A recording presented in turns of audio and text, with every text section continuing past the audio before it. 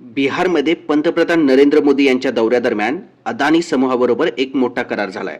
अदानी समूहाला 1050 एकर जमीन 33 वर्षाच्या भाडे करारावर देण्यात आली आहे आणि तेही ₹1 भाड्याने.